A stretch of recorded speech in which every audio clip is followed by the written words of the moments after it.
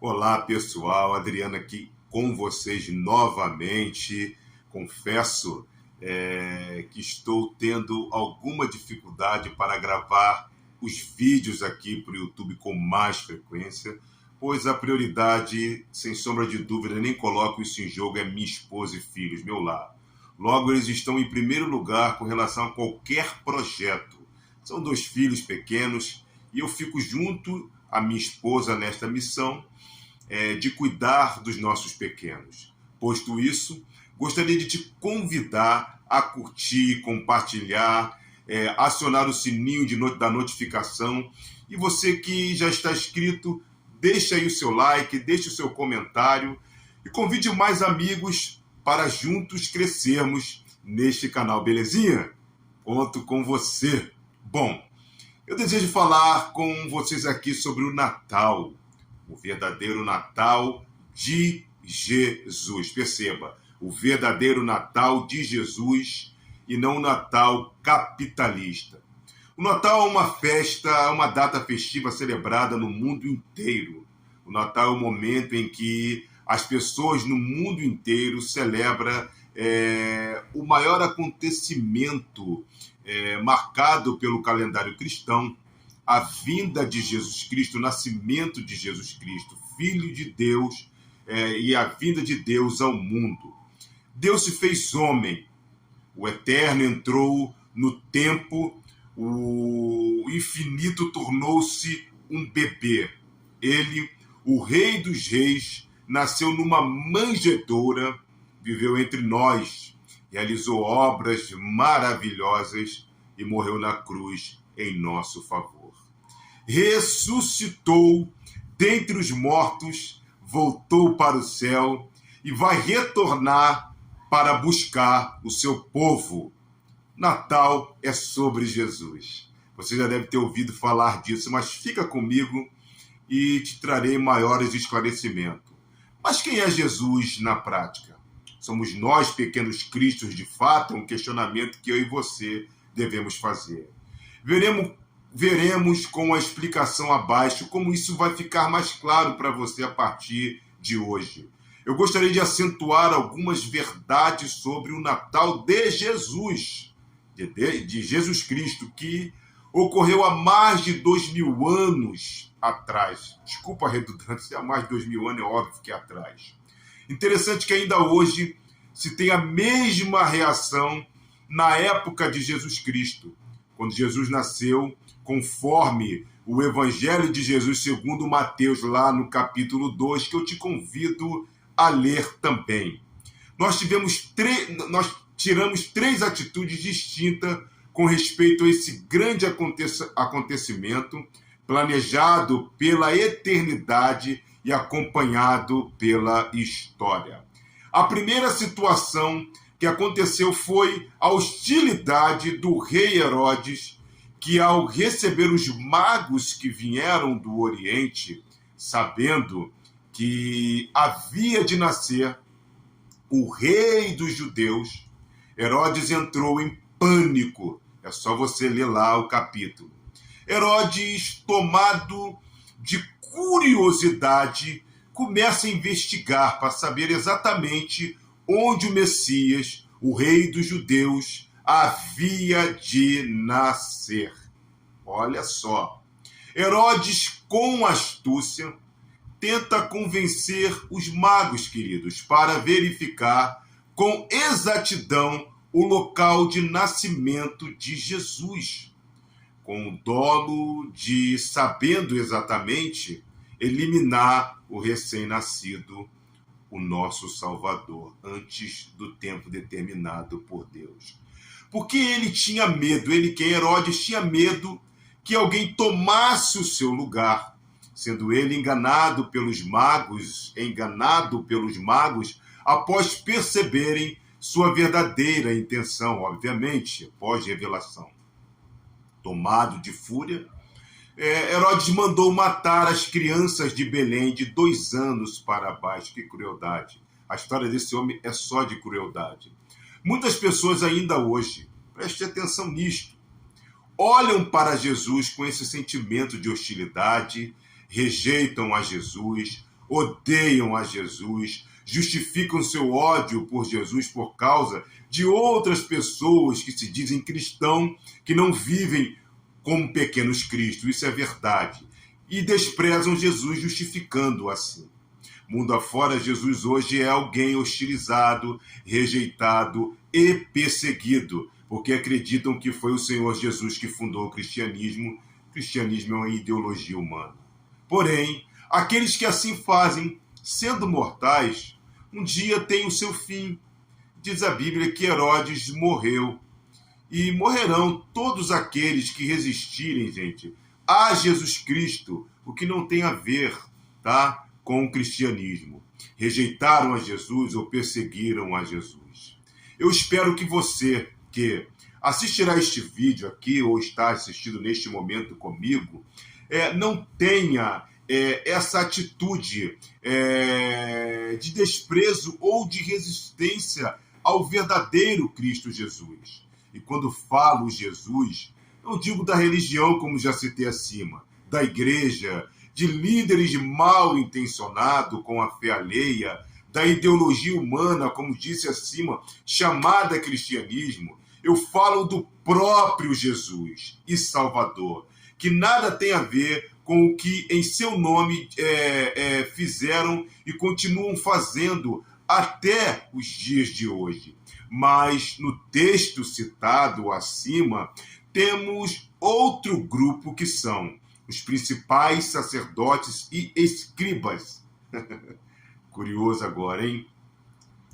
Herodes consultou a eles para saber com exatidão onde Jesus iria nascer. O rei dos judeus e os principais sacerdotes, escribas e doutores da lei, peritos no conhecimento das Escrituras, dizem com exatidão: ele nascerá em Belém da Judéia. Isso porque o profeta Miqueias havia dito certa feita lá: e tu, Belém de Efrata, não será de modo algum inferior às demais cidades da Judéia, porque a cidade seria o berço do Messias, onde nasceria, aleluia, o filho de Davi. Na cidade, a casa do pão, nasceria o pão da vida. É tão curioso, porque aqueles que mais conheciam, olha só, aqueles que mais conheciam fossem tomados de indiferença em relação ao Senhor Jesus, a nossa salvação. Veja, eles não foram a Belém adorar a Jesus, eles não se curvaram diante de Jesus. E veja mais, até hoje, eles desprezam a Jesus, como alguns vídeos que rolam pela internet aí. É impressionante, alguns documentários, etc. E a história também. Ao longo do ministério de Jesus, eles resistiram ao Senhor Jesus. Apenas religiosos e detentores do saber teológico, mas completamente, gente, indiferentes, gelados, frios em relação ao Filho de Deus. Meu desejo e oração é que nenhum de nós sejamos assim, frios diante da verdade ou do conhecimento da verdade no que diz respeito a rejeitar o Filho de Deus. Continuando o raciocínio, esse texto nos traz uma terceira compreensão, ou um terceiro grupo de pessoas com uma terceira reação. São os magos do Oriente. Eles são gentios. Eles moravam tão longe, mas precisamente na Pérsia. E diz a Bíblia que eles vieram, que viram, melhor dizendo, a sua estrela. Notem, eles não viram uma estrela, como diz Números 24, 17. Diz que eles viram a estrela de Jacó. Era uma profecia, era um sinal, e eles creram.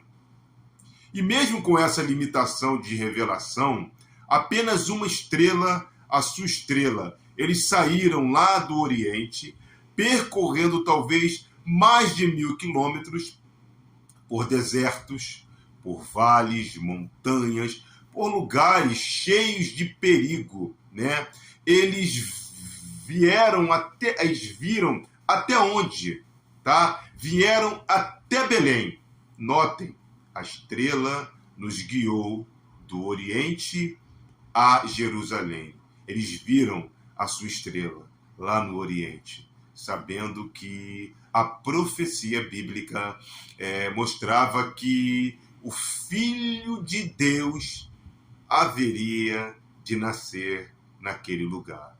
Eles vieram, então, a Jerusalém, guiados por aquela estrela. Por que Jerusalém? É uma pergunta que você deveria fazer. Porque ali estavam os principais sacerdotes. Ali estavam, gente, os escribas. Ali estava a palavra de Deus. Então eles vieram para saber com exatidão onde nasceria o recém-nascido rei dos judeus, sendo instruídos de que ele nasceria em Belém.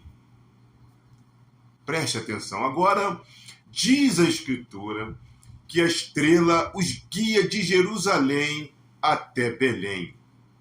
E a estrela parou exatamente na casa onde Jesus estava. Aleluia. E diz a Bíblia que quando viram a sua estrela, se alegraram com um intenso júbilo, eu fico a imaginar, e entraram na casa. Mas perceba que eles não adoraram a José. Se liga aí. Não adoraram a Maria. Se liga de novo. Eles adoraram o menino Jesus, a promessa. E se prostraram. E adoraram o Filho de Deus, porque esperavam com ansiedade, com desejo esta promessa. Diz a Bíblia que abriram seus presentes e presentearam-no com ouro, com incenso e com mirra. Isso é profético. Por que o ouro é presente do rei? Porque sabiam que esse menino era o rei dos reis e senhor dos senhores. Presentearam também com incenso.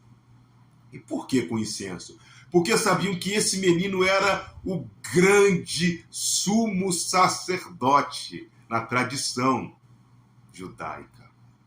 Aquele que deveria se oferecer a si mesmo em sacrifício pelos nossos pecados.